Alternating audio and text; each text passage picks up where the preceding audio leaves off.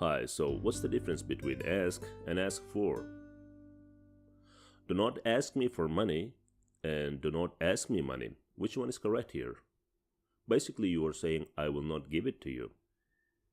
When you mean give, you say ask for money. Do not ask me my name and do not ask me for my name. Basically, what you're saying here is, I will not tell you. When you talk about telling, it's ask. Do not ask me my name.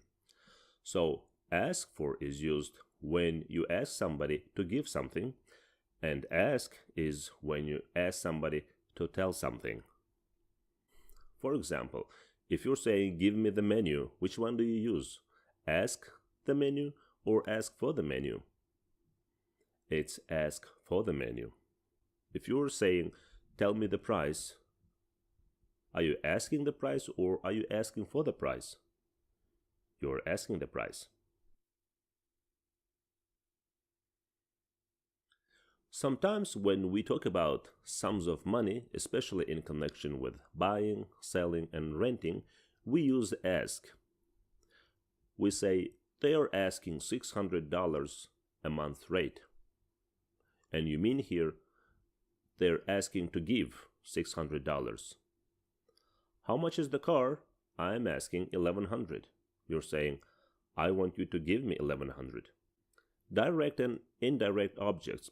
When ask is followed by two objects, the indirect object, which is the person, normally comes first and without a preposition. For example, I'll ask that man the time. That man is the person or indirect object, and the time is the direct object. And it's not correct to say, I'll ask the time to that man. Similarly, can I ask you a favor? It's not can I ask a favor to you. Can I ask you a favor? However, in American English, something slightly different is possible. We can use direct object plus of plus the person. For example, I want to ask a question of that man over there.